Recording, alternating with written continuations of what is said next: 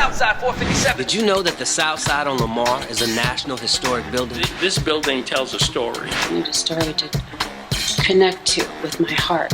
There are so many stories in this building. I wanted to teach other people how to naturally love themselves, and so I ventured into the field of opening my own spot. There are people in this building with a passion to share what they know. When I share my knowledge and my skills and my gift, I'm serving my purpose. Preachers, teachers, architects, attorneys, engineers, artists of all kinds in this building. What makes this place tick to me and makes it exciting is the combination of so many different kinds of people. It's like a melting pot. It's like a melting pot. 15 years, I've never regretted being here at Southside. Welcome to the Southside 457 podcast. I'm your host, Walter Johnson Jr. Let's get it on. You can't miss the princess. Listen, Linda, listen. Southside 457. Welcome to the Southside 457 podcast. I'm your host, Walter Johnson Jr. And today we have another special guest, actress, professor, and beautiful woman, Sally Vahle. Welcome to the studio. Thank you, Walter. I'm glad to be here. Thank you for being on the show. Thank you. Hands for women. That's right. That's right. I got to practice too. Hands for women. No, all good. So one of the things that I always ask every guest, is when you get to the South Side, like how do you get to the South Side? How did you get to the South Side? Because, you don't just bump into it. You have to get introduced, or you come here for some reason. Like, what was your story for getting to the South Side? How did you get to how'd you find it? So years and years ago,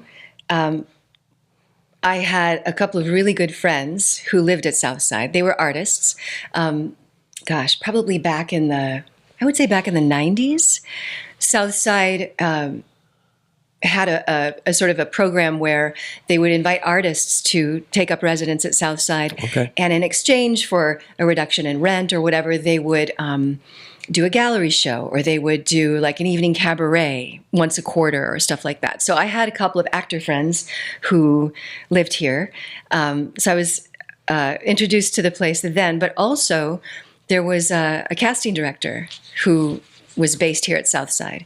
And so for years and years, I would come to Southside for auditions, and it was actually here on the second floor. That's what, is it on the other end? Yeah. Okay. It was a place called Atomic Casting. Yeah. Yeah. They just left like a couple years ago. Yeah. Shannon Pinkston was the casting director. And so that is what kept me coming to Southside, over many years. Okay. So yeah, that was my first introduction. And you live here now? Yeah, live here now. So how long have you lived here? 3 years.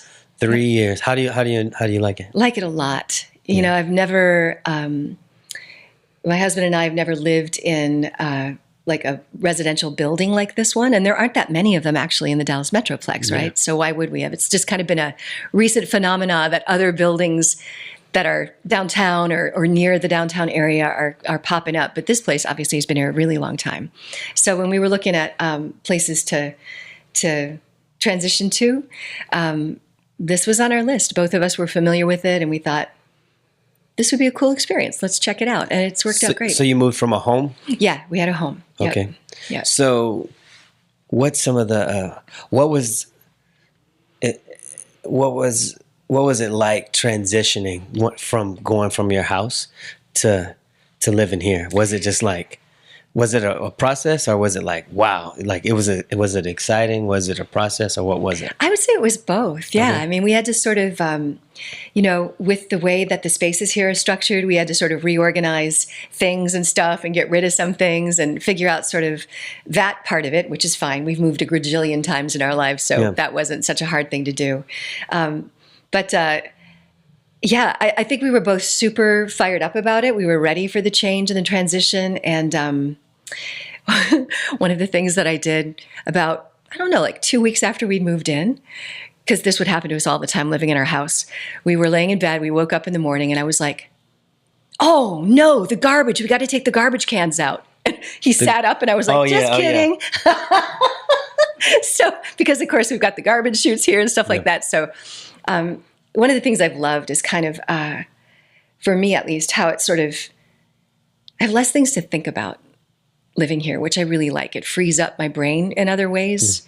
Things like not forgetting to take the garbage out on a Thursday morning or whatever, so that's it's kind of like that. You got to get there before everybody else does. That's true.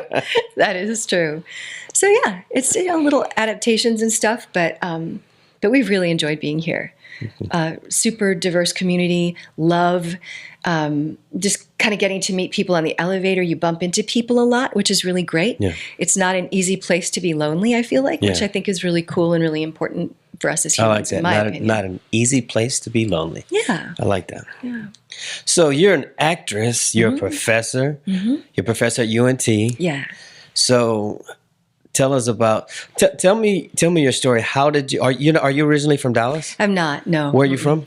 I grew up in western Wisconsin, Okay. a little town called Menominee, Wisconsin. Okay. And then lots of family in Minnesota. I went to college at the University of Minnesota in Duluth, up in northern Minnesota. Duluth. And then where I majored in theater. And then I decided I should probably go to graduate school because I felt like if I was going to try to be a professional actor, my gut told me I probably needed more technical training, voice and speech. I really sounded like someone, like my dialect, my speech was like a combination of the nasality of Wisconsin and like Fargo, North Dakota from northern Minnesota. Okay, yeah. It was very, and I thought, I think if I want to work not just regionally, but sort of have the option to work on or in any kind of a project, I probably need to not sound like I'm from, northern Minnesota and Wisconsin, right? I mean, so it's an interesting thing. So yeah, I looked at grad schools and I ended up coming to Dallas to go to graduate school at SMU, which was like a huge culture shock to me. I had never been anywhere so big as Dallas, never been anywhere so hot as Dallas. Right. I mean, everything about it was like I'd been plopped down on a different planet. It was crazy. Yeah. So, and you went to grad school here? I did, yeah.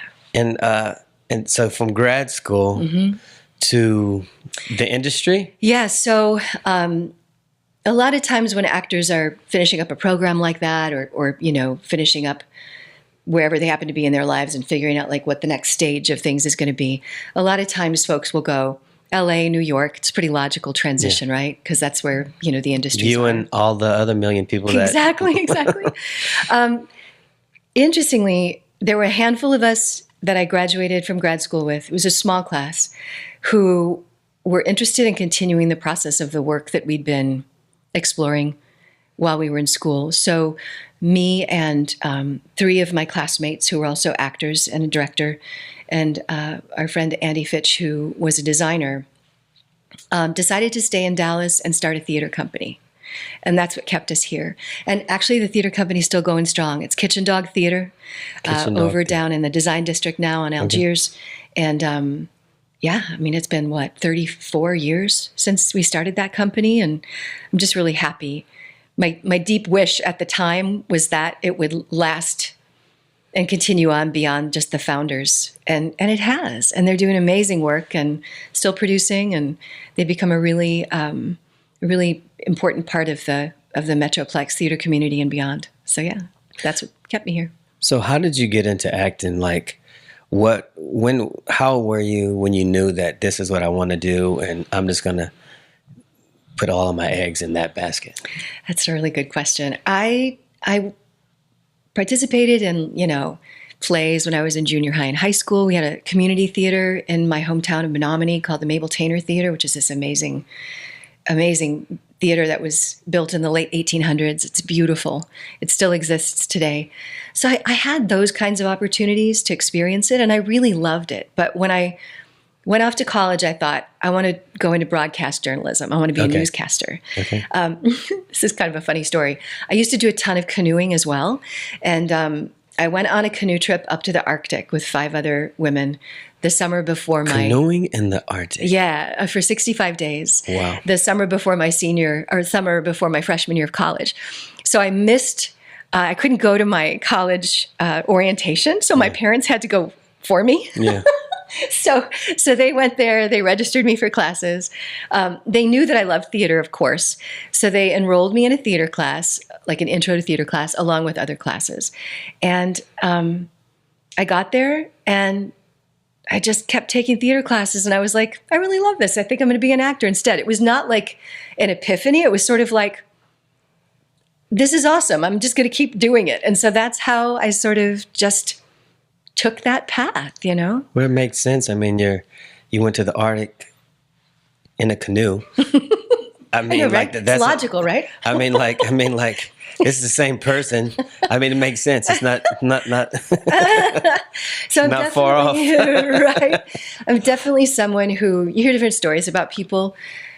There were a lot of things I could have imagined being happy doing. Mm-hmm. It wasn't like I felt like it was the only thing that I could do. Yeah.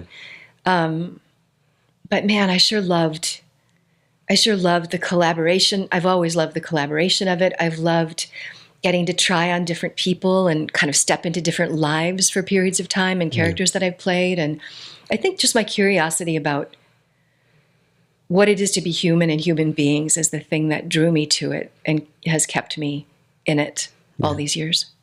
Yeah. So I asked you earlier off camera, Yeah. like, have you ever done film, and did you ever pursue that? Yeah. So, you know, I like I said, my focus when I was in college and when I was in grad school, there weren't like any film TV classes to take, no voiceover classes. That's really evolved a lot over the years, I think, which is awesome. If you want to try to be successful as an actor, I think that your best shot at that is going to be to try to be a working actor, which means you'll use yourself, deploy your skills in as many ways as you possibly can. So I kind of had to learn that side of acting by doing it. So I got an agent after graduate school, the Mary Collins Agency, who I'm still with, and so I started to audition and sort of learn as I was doing. And I ended up really fortunate. I auditioned for a show that used to be produced here in Dallas back in the late 90s called Wishbone. On PBS. It was a Jack Russell Terrier that had a voice, kind of like Mr. Ed the horse had a voice. I think I remember you that probably show. would have watched it when you were younger. And so they created this cool structure for the show. It focused on literature, classical literature. And they had like the contemporary world where the dog lived with his people. And then the dog, something would happen in the contemporary world. And the dog would go, this reminds me of William Shakespeare's Romeo and Juliet, or whatever show it was. And then the dog would launch into like the world of Romeo and Juliet and had costumes. Literally, they had dog costumes. And then they had a company of actors that they used for all of the classical book sequences. So I was a part of that and got to do all kinds of super fun projects through that. And it was that show and the consistency of being able to work on it that really helped me learn more about acting on film. Good. And so I did that. And then I did projects like I did JFK, I did Walker, Texas Ranger. I swear to God, every actor in Dallas has done Walker, Texas Ranger at least once in their lives. I've done some Walker, Texas Ranger. Yeah, right? But I was just extra. Yeah, so... But I did 23 episodes. Well, that's good. That's more episodes than I did. I did a film called 7 Days in Utopia, which shot in Texas as well. So just projects here and there, but truly, my focus has been primarily working on stage. When you do stage work, it kind of takes you out of film and television opportunities because of the time commitment. They want you to be, if you're on set. That's what we're talking about. Yeah. If you're on set, they want you to be able to be there until they're done shooting. It's really hard to get like, I need to be out by 6:30 for my call at wherever at 7:30. Yeah. So it kind of, my trajectory in theater, which I've loved and I've been really grateful for, and I don't regret at all, has also sort of helped shape how I've used myself in my career as an actor. So speaking of film and stage, like, even though you're acting, it's two different kinds of methods to doing film versus stage. Yeah. So can you explain that a little bit? Because you can tell actors who, well, not well, sometimes you can tell actors who have a lot of stage performances when they come to doing film. And go ahead. Yeah, for sure. So the foundational skill set that you use as an actor is exactly the same. Yeah. So if you've studied traditional acting methodologies, all of those are going to be deployable in film and television, 100%. Yes. What an actor who has done primarily stage needs to sort of orient themselves to when they're doing film and television is how you're extending your energy, right? So Like when exaggeration. I'm on stage, when I'm on stage, if it's a 500-seat house, I'm going to have to project my voice so people can hear it, right? Yeah. My gestures need to be larger because people need to be able to experience the physicality of what Yeah. I'm doing across a distance. When you're working on film and television, you're working in real distance, right? Yeah. So I'm sitting here talking to you right now. I don't need to be speaking loudly. I only Yeah. need to be speaking in such a way that I know that you can hear me Yeah. as close Yeah. as you and I are sitting right now. It would be so weird if I were projecting, like, that's just not, Yeah. just so. And then But learning, some British television shows, or they kind of take some of the stage. that they lean in. Yeah, and they lean into sometimes, it, sometimes that has to do also with the genre or the style Yeah. of what it is you're Yeah. doing. Some kinds of storytelling, part of what you're doing with that intentionally is a more elevated sensibility or just a different use of your energy. So on top of just the communication factor, it's also just learning how to, and getting used to, how a set is compared to a stage. I think for some actors, myself included, the camera can feel a little intimidating at times because it's a stationary thing. I'm used to being able to look in someone's eyes Yeah. when I'm talking to them on stage. And when it's just this piece of machinery, it can feel a little like, Yeah. how do you see me? Tense, And yeah. I've always thought that, and I haven't done it. I should do it. Maybe I will. It would probably be a really good, thing, to for an actor to take a class about how the camera works and how the camera sees. Yeah. You have to sort of cultivate or develop a relationship. Michael Caine, the actor Michael Caine, Michael Caine. talks about how the camera, visualize the camera as something that loves you. It's generous. It loves everything you do. It's not interested in anything except you, and that Yeah. so what he's talking about is developing a personal relationship with the camera and how it sees you and how So you it's not feel about intimidating. it. Yeah. The other thing about a camera that's super interesting is, like, when you're on stage, people can be looking at a lot of things. There's no guarantee, even if you're speaking, Yeah. that every single person in the audience is looking at you. The camera never stops seeing. So the camera sees every single thing that you're doing. It watches you think. It watches you pause. It watches what your eyes are doing. The camera never blinks. It watches this right here. Yeah, this right, little gut totally, when I for was better or watching. worse. So that's another thing that's really interesting. Yeah. It never stops seeing. And so orienting yourself to that and making sure that you're plugged into that, I think, is a really interesting thing and good thing to know when you're doing that kind of work. So, Professor Vahle. Yeah. So Sounds so formal. So when you My students call me Sally. Sally. So when people are coming into your class, what is your approach to teaching people like acting and do you work with a lot of new actors? Mm-hmm. So like how do you get them to break the ice and just to be? And like what does that look like when you're that process? The $1 million question. The thing that is unique about actor training, and one of the things that I absolutely love, is that it's really necessary and also really kind of natural that you have to meet students where they are. Every person entering an acting class is entering as a human being, right? With their own experiences, their own life experiences, their own way of being and seeing the world. I'll use UNT as an example. When students enter their freshman year and they decide they want to major in theater, major in acting, Some students are coming from acting conservatory schools. Some students are coming from huge high schools that have a ton of support. Some students are coming from tiny, tiny towns and they've loved film and television and maybe theater. They've gotten to see some. They want to be famous. Yeah, right. But maybe they've never had the chance to do it just because they didn't have a theater program at their school. So now's their very first opportunity to do it. So nobody ever starts in the same place in an acting class. Everybody starts at their own place and engages in the process of the work, hopefully fully and openly. And as a result of that, they make the strides that they make, and they are hopefully able to move toward accomplishing, developing their skills and building a foundation of skill within the world of what we would call in an acting class, or any class really, learning objectives, right? Like, what's the goal of the skills that you're trying to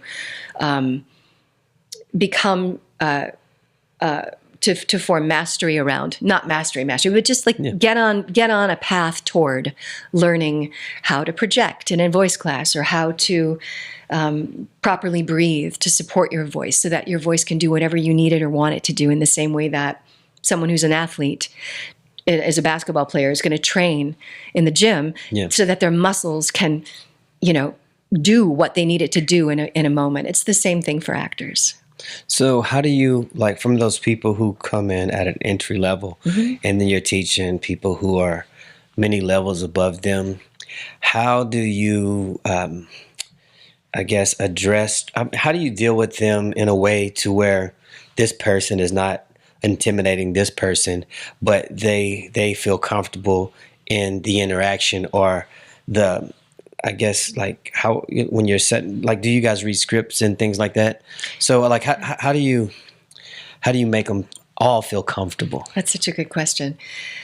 There's no guarantee that's going to happen, well, right? But the goal, you're right about the goal. Your approach. Yeah. So I think that the thing that I strive to do most of all, first and foremost, in any space where students are gathered and I'm there to facilitate their process, right? Help them grow and learn, is to create a safe space to work, a collaborative environment where there is a feeling of mutual respect and lifting each other up, right? And that's a pretty natural thing that happens when you're rehearsing and working on a play. I think it's also a really important thing to strive to create in a classroom environment, because then everybody's got each other's back. And there's an acknowledgement or an understanding that not everybody is like everybody else, which is just the fact, the truth of walking around on the planet as a human. It's no different in a class where you're teaching acting and learning to be an actor. So I think that's the thing I strive to do the most, is hold everybody to a standard and really insist that the space that we're creating is one of equality, collaboration, mutual respect, and looking out for each other, so that people trust each other. They trust that they can take risks in this space, and that we learn the most by failing, right? Yeah. If you don't step in and give something a try, you don't know whether or not you can do it, or you have what to it you have to put your whole self into it. You can't just dabble a little bit, because you never really know. You don't. And it's a very vulnerable thing, being an actor, because you use your personhood in your work. So it's going to sound kind of weird, but being told that how you're breathing is not as effective or efficient as it could be to facilitate the process of your work, when you've been walking around for 18 years, breathing the same way, that's a scary thing. You're going to start to engage muscles that you haven't engaged before, which might create a feeling of vulnerability and cause an emotional response, for example, right? Yeah. It's like, what's the first thing that humans, this is a very generalized statement, but very often when people are getting upset about something, the first thing that we do is we stop breathing. Are you okay? Mm-hmm. Good. I'm about to faint. You sure? No, I'm fine. I'm really good. I'm fine. Because we feel like if we actually breathe, what's going to happen? Boosh, or whatever, or you're going to get mad or whatever. So these it's things a way. happen. It's a form of control. Yeah, I mean, self-control. It's self-control, and we have to have, as human beings walking around on the planet, we have to have ways to protect ourselves. We just do. When you're working at being an actor, when you're an actor, you have to be aware of what your habitual behaviors are, and you have to figure out whether or not they're serving you well or they're getting in your way. Yeah. And that is a really complex and challenging and brave, frankly, thing to kind of put yourself out there and figure out to do, So what are you most passionate about as a teacher? Gosh. That's such a great question. I think I would say that I'm very passionate about I'm very passionate about my students learning and having an understanding of what will be expected of them when they enter the professional world. I don't want my students to leave their training, graduate with their degree, intend to enter into the profession, and then feel like what they're learning, unequipped, that what they've learned is not what they're going to discover when they're embarking on their professional life. So I'm very rigorous about things like... I was just about to say, it sounds like... Yeah, I'm very rigorous about things like absences, tardiness, holding yourself to a professional standard, meaning holding yourself accountable and calling yourself out when you're calling yourself out and not making about somebody, being responsible. Either you've taken the time to memorize your lines and you're prepared to do this pass of a scene, or you haven't. And don't stand up there and say that the reason that you're not prepared is because I had a really bad night, or I stayed up too late gaming, or, okay, yes, and nobody, when you walk out on a set, nobody's going to care about that. Yeah. What they're going to care about is the fact that you're ready, you can do your work, and you need to figure out how to make it work. How to make it fit work. It in. The world will not adapt to you. Yeah. You need to adapt to your circumstances, and you need to figure out how to do that. It's just the way it is. Okay, so check this out. With that being said, I interviewed Doug. He was in teaching. He had a private school that he owned and ran. And how long have you been a professor? I've been a professor at UNT for 21 years. Okay, so 21 years. So perfect. The kids that are coming in, do you feel like, not to be negative, and this is not a blanket statement for all of them, but have you noticed as far as the culture and the way that the kids are showing up, are they showing up a little bit more entitled? 100%. Sorry, y'all. No. I mean, but this is something, because I was talking to a friend of mine last night. It's just like, what do you think that is? I mean, entitled is such like a huge word, right? It is. And in our culture, in our world, we use it in so many different ways, and it's like narcissism. Yeah. Like it's become like a catch-all phrase for whatever, right? The thing that I have observed is, and it's just, this is just the way the world is, right? I mean, every generation that including myself, right?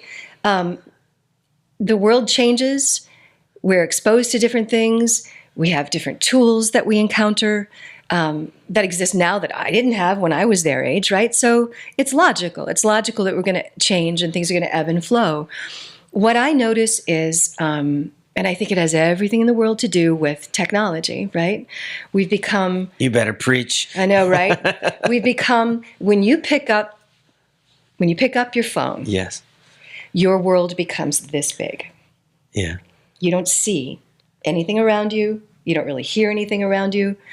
This, in my opinion, is like death for an actor because you're cutting yourself off from the world. One of your greatest tools as an actor, in my opinion, is observation. If you are going to learn people and play people, which you do most often as an actor, you need to look at people. You need to look people in the eye. You need to stand and observe, you know, I mean, to experience. yes, you need to.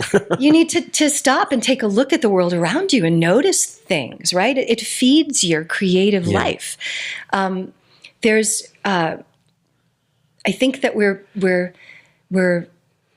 getting further and further away from our imaginations. Everything that we are exposed to now is so rich. The visual imagery is so rich, and that's amazing. But it also does a lot of the work for us. And so, Are you talking AI now? yeah, don't even get me started on AI. But no, I hear that. I think that what I observe in students that I encounter now is that they don't read very much anymore. Super scary to me. If you don't engage with language and you don't engage with words, if you're not able to, most of what we do as actors when we are out auditioning is cold reading. It means you don't have time. Nobody's given you 3 days with a script. You go in, you prepare something, and then the casting director says, or you're in a Zoom and you're doing a callback, hey, I'm going to have you go talk to blah, blah, blah. I'm going to give you these sides for this other character. Come back in 5 minutes and we'll read through that. Well, if you're not comfortable reading out loud, you're in trouble. Or if you can't identify words as you go along and you're mispronouncing a bunch of words. Yeah. If you can't start to identify the structure of the way something is being written, that gets really tricky. So that's really what the read is for anyway, right? Just it. to kind of get the structure of it, not actually the words. The words can come up during the read, but you can kind of get the flow of like. And you want to get a feel for it. Yeah. You want to figure out like, oh, what are the nuances? And that's interesting that the way that I've responded when I say this is this. Okay, that means that maybe this is a really good action for me to try to play here. Yeah. So I have noticed over time and a diminishment in focus, concentration, imagination, ability to discern language and read. And of course, I yammer away at it, and sometimes it's heard, sometimes it isn't. But eventually, I think some of that stuff will self-correct just because there will be a realization. I just really try to help my students identify things that they can improve around and give them strategies for improving.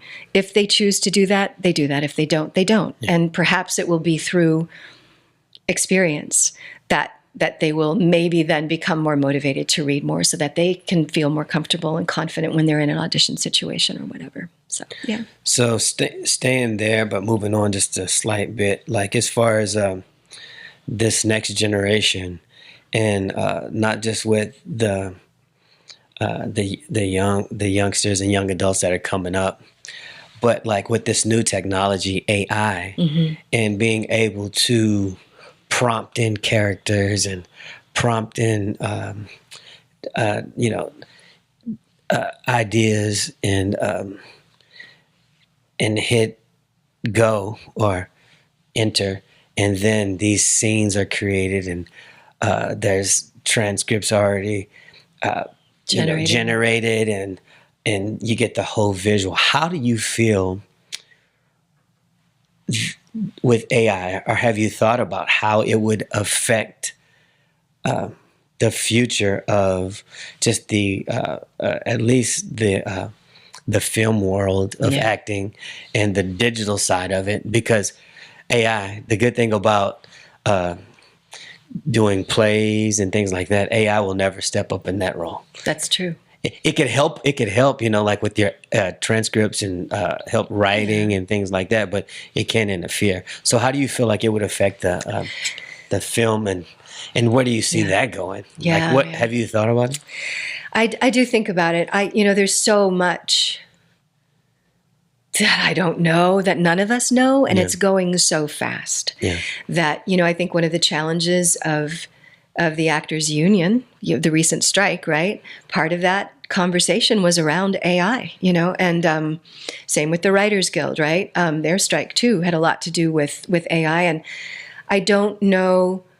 I worry that it's going to go so fast forward that we're not going to be able to keep up. It's going to change as we know things. It's going to already have changed. Yeah.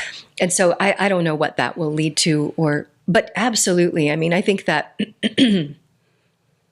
it's going to have a huge impact on film and television. I've seen some amazing videos of like, I mean, just the world, right? I mean, like the deep fake stuff where they can take someone's face and words and whatever. And I mean, it's just like, wow. How are people going to know that this is not really that actor or that person saying this or that? They can manipulate it and alter it even already so well.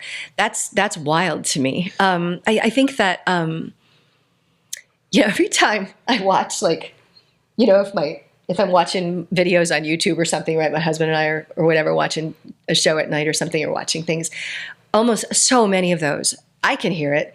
So many of those are AI narrated now. Used to be actors, used to be a human doing it. Now it's AI, and the scripts are really bad a lot of times. The scripts are generated. The voices are generated. But that's only getting better. It's not. And I just keep thinking, oh my God, we're all going to be so much dumber because of this. Because grammar, like the structure of it is weird, and words are mispronounced. But the thing is, it's going to get better, though. I know it like, will. This is right. this is the kindergarten version of it. It is. I know it. So we'll see. I mean, it's going to be what it is, and so here's I think the thing. humans are going to have to decide. So here's the thing. I just think people won't. I think a lot of people don't even know. Yeah. Just the average person watching, they don't even know that that's not a real person talking, and that scares out of me. I mean, because they're not in that realm. They're just kind of receiving. Yeah, they don't know. So and I'm just going to put a little 2 cents in. Okay, go ahead. I think you can put a whole dime if you want. 50 cents. Go ahead. I will occasionally get, audition notices for voiceover. That will not from my agent, but I'll see things pop up, right, like on a site or something where you can look and self-submit or whatever, and it's their queries for actors will pay you 10 cents a word or less to come in and read words. This is going to be for AI content, and I think to myself, why is an actor doing this? So they only want the cadence and things like that? They're recording themselves out of their future work. But of course, a grajillion people line up and they do it. And those are the distillations of voices that you hear when you're watching those videos on YouTube or any other AI, I see what you're saying. AI voiced over. They need humans to lay that down first. And then from that template or footprint is where they're building their content for the AI voiceovering. And so it's just like, I know it's some cash on the front end, but what are you doing for your work on the back end? And I suppose that the theory is, well, it's going to happen anyway. I may as well get something out of it. They're going to rob the cast and director. Yeah, right. So it's just like, I don't know. Okay. So to each their own. So let's we're gonna have a little game right here now. Okay. How would you? Okay, you have to create a short film where you're using actors, and you have to use AI. How would you incorporate AI into your short film? I have no idea. Come on, I wouldn't even know where to begin. Okay, we'll just start somewhere. This is good. Shoot, I mean. I don't have enough even knowledge. Those other people have those skills. You know what I mean? No, but I mean, just for what you know. I don't know. I think I would make it satirical. I think that I would give AI prompts that would create the most can I swear? Yeah. Bat shit crazy scenario. And then I would have real actors acting the AI generated content. Okay. And just see what comes of that. Do you know what I mean? So that it's like a full circle thing. Just to sort of demonstrate what AI maybe still doesn't know yet. I don't know. Is that bad? That's good. No, that's good. Because the reason why I asked, because I think that if this technology is not going anywhere, if you want to remain in that space, then you have to think, how can I use AI going forward in the future? Right. With what I'm doing, and not be intimidated by it, not thinking that it's going to take my job or my friends' jobs or whatever. But how do I incorporate it into what I'm doing to make it better or to hear make you. it to expand on it. Yeah, I mean, it's not that AI is evil or No, something. no, no, There's no, no. a lot of good that comes and will come from AI, but I think the thing that I think about is there a way? To slow it down. Yeah, like from an ethical point, like Yeah.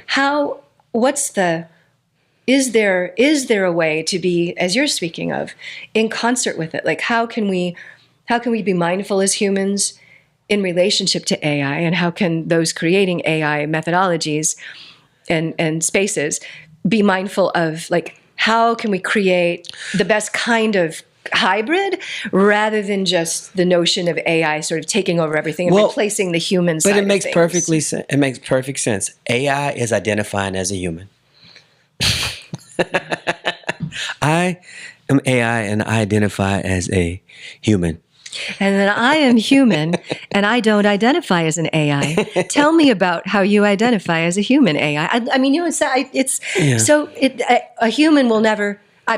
Listen to me. I am so ignorant. Now I'm just talking out of my. That's you know okay. what. Hey, But we're playing. Who knows where this will go? Someday I won't be on the planet anymore when it goes where it does. I don't know. I just feel like maybe your consciousness. there you go. That's true. That is true. Because we're like, My mind is being like, damn, I should have brought bourbon or something to this conversation, because I'm like, no, I hear you. but I just think that to move forward in like almost every career, like if we don't embrace it or even take it serious, Yeah. then like you said, it's moving so fast. The acceleration of it is just before you know what's happening, it's already happening. Like you can, before you know it, like before you can figure out what happened, you're looking back at your job Yeah. Well, and the thing about it is, or your career. That's the same thing. Yeah, Job, career. job career. Yeah. I mean, the thing that I think about is it Hey, seems messing like with me. That's right. I think that obviously there are people who know a whole lot about it. That's their space, right? I mean, it's what they know.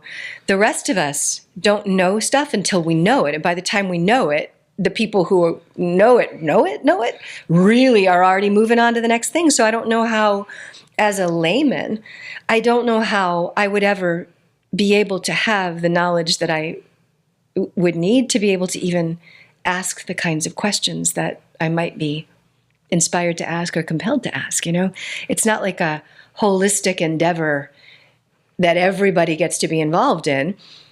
It's a specific thing that's happening in very particular spaces, but how it webs out is so prominent and so potentially dominant that I don't know if I'm even making sense. So it's a I'm really following you. interesting, complex kind of animal to me. It keep like once you open that box, Like Pandora's box, right? once you open that box, so It does feel like that. so let's jump off the digital. Let's come back to analog. Okay. So do you ever write plays? Do you ever write scripts? Do you ever engage in that aspect of? I've written. I've enjoyed it. I've written some monologues, which are little chunks of conversation spoken by one person. I tried to write a play when I was in college, but it was more like a documentary. Yeah. So now that exists as a genre of theater, documentary theater or narrative theater. It kind of didn't really back then, but it wouldn't be like a really good play. Explain documentary theater. Because I'm not sure I'm up on that. So that kind of a play would be grounded in an event that was real, that happened, and then from that, narrative is built. And so the people who are represented in the storytelling are real people who have lived or live, and so there's also going to be. There's also going to be some creative license as well, Yeah. but the story is not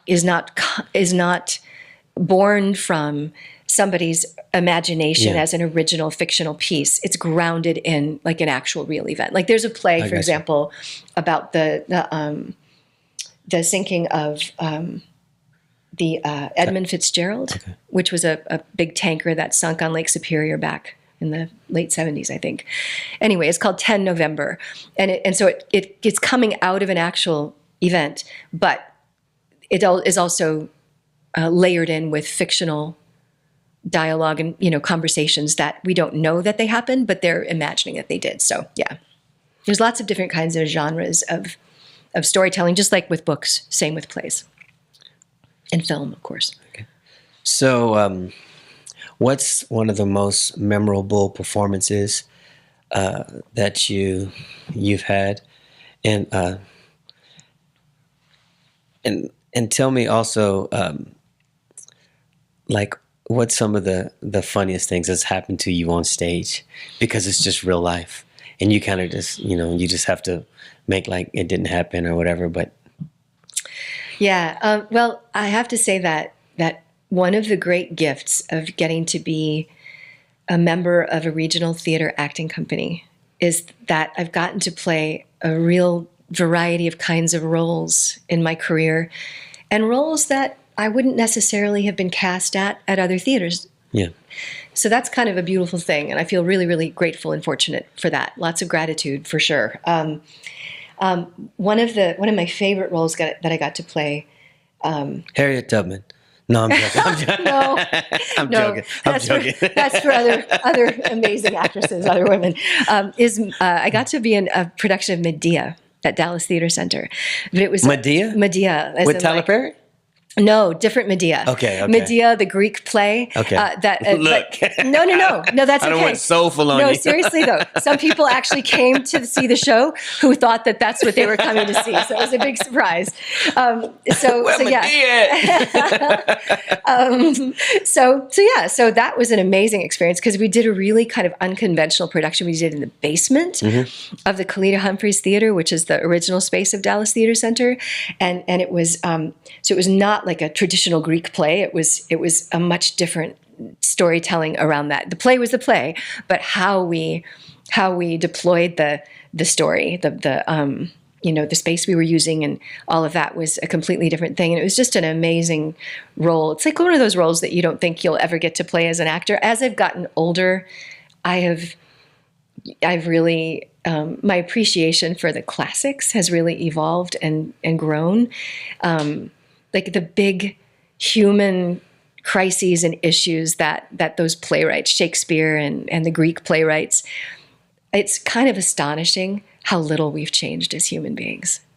That those conflicts and issues that they were writing about hundreds of years ago are still the same as what we just write about them with cell phones now. Yeah, exactly. Or write on our text or an email or whatever. Yeah. So that was a cool role to get to. Do you have any funny bloopers or anything like that? Oh man, yes, I do. We were doing a production of not long ago, actually, at Dallas Theater Center. It's like you hear sometimes maybe about like the actor's nightmare. Like you have dreams where it's like you walk out on stage and you think you're doing a play, and then you in your dream, and then you walk out on stage and realize it's not the play you think you're supposed to be doing, but you have to feel like that kind of thing. Is like a great example of an actor's nightmare. So like one of the things that I've always thought, oh man, what if I ever went up on a line and I just could not get my act together? So we were doing a production of Clue at Dallas Theater Center a few years ago. And it's this madcap, run around, crazy kind of farcical sort of structure of a play. Very heightened acting. Characters are all very archetypal, that sort of a thing. And we were doing this scene toward the end of the play, running around, and the heel on my shoe broke. And I was on my way running off stage. I literally had like maybe 15 seconds, 20 seconds before I had to run back on again. So our assistant stage manager was backstage. I'm like, I need a piece of gaff tape. Can you get me some piece of tape? So I tried to like wrap my shoe onto my foot and keep the heel on because I had high heels on. So I was like, how am I going to do this? So I wrapped some tape around it, went running back out. We got to the reveal at the end. Who killed blah, blah, blah in the kitchen with the da-da-da, right? Like that, like the game of Clue, same thing, movie, whatever, same thing on stage.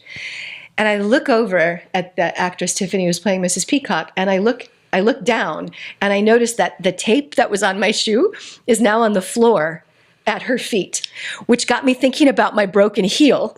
Yeah. And I was right in the middle of it was Mrs. Peacock in the kitchen with the tape. I look at Tiffany and I cannot think of what I'm going to say next. I look at Tiffany. She's looking at me. And there's this. She starts doing this. I start doing this.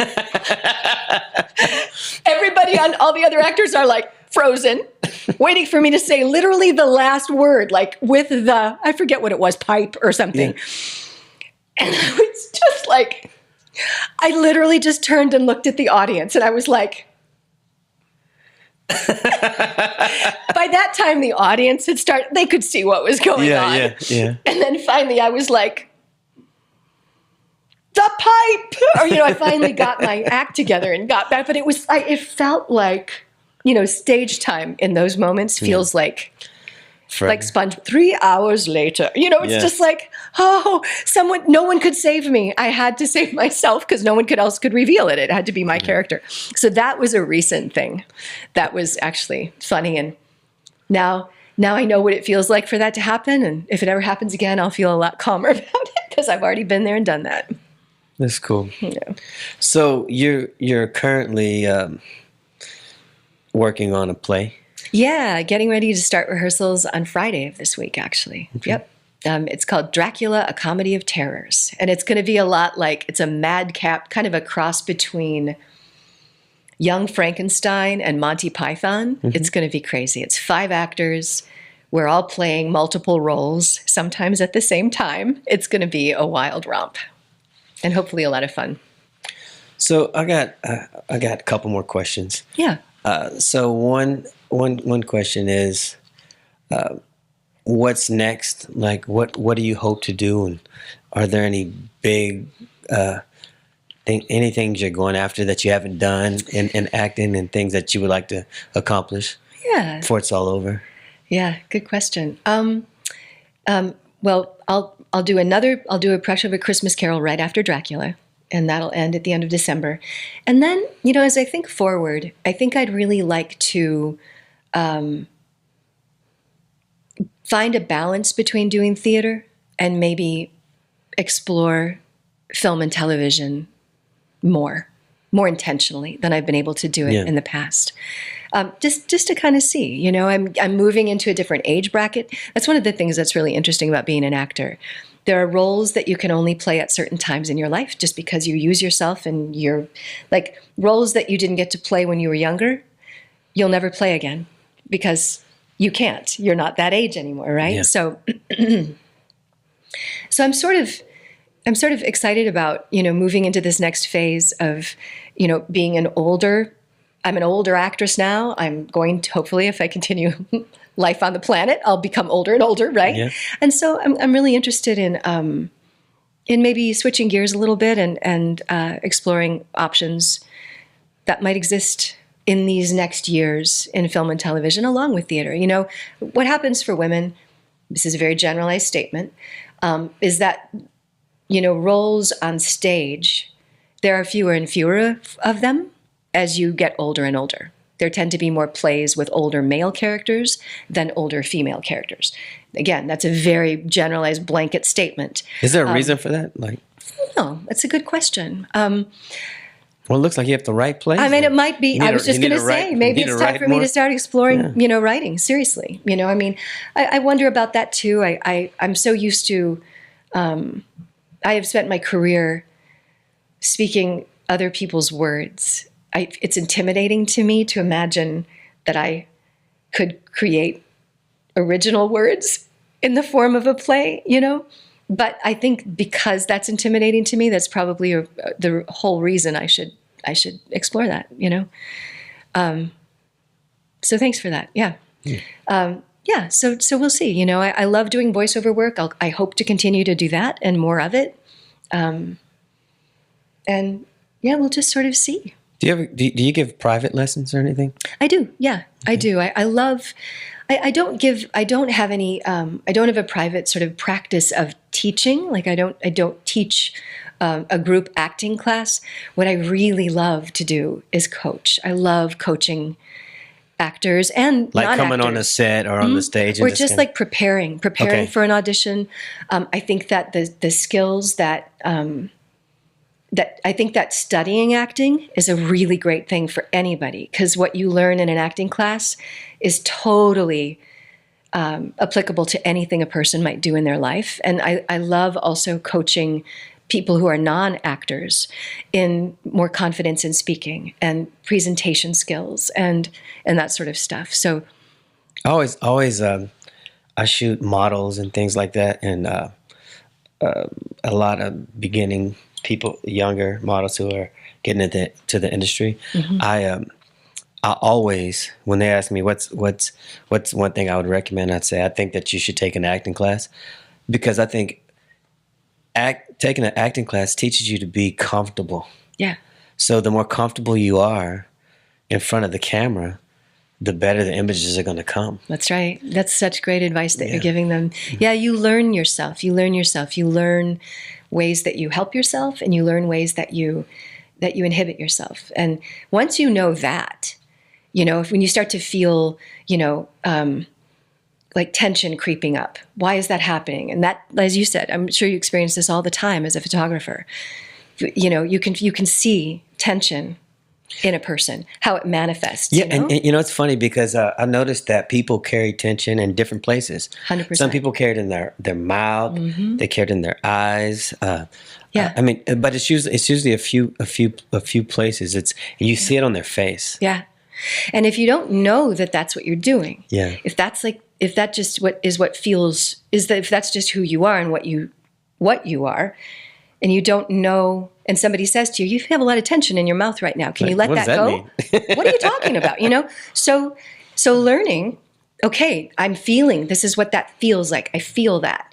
Now, how can I go about releasing that?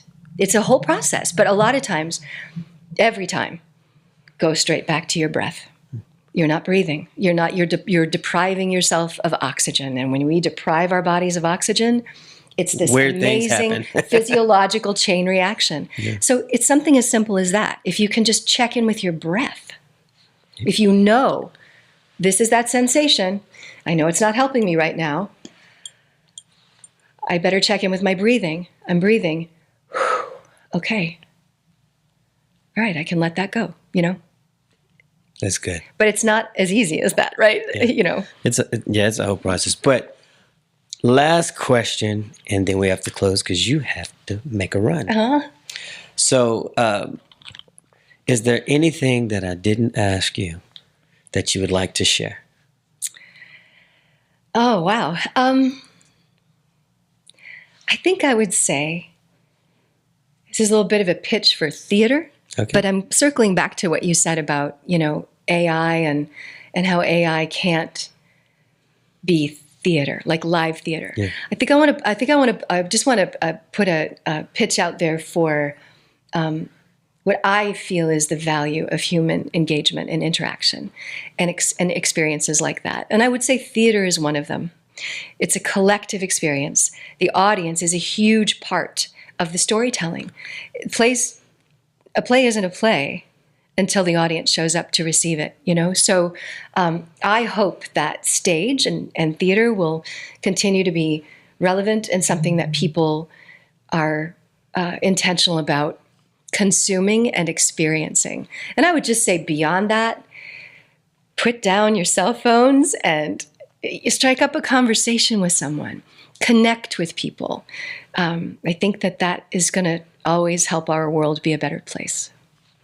Okay, so if someone wants to take your class and they say, oh, I really like this person, I want to go and I'm going to sit in her class, where do they go?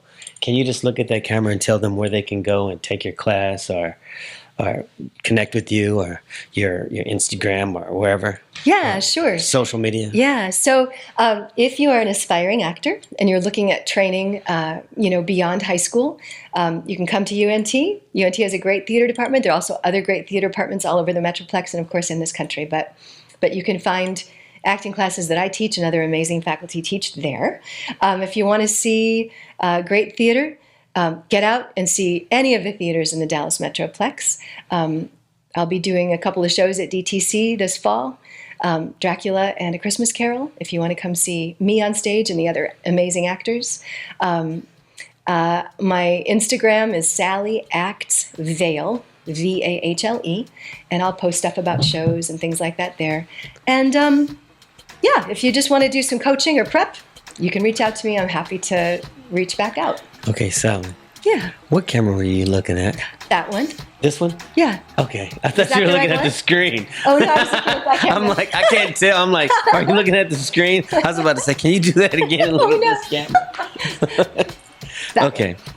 So, well, that was great. I love having you on the show. It was a great conversation. I enjoyed it. Thank you. And we have to have you back. Oh, Walter, I'd love to come back. All right. Please. Thank you so Thank much you. for 2 inviting hands, me. Sally. Thank you. All right. And until next time, peace. Southside 457.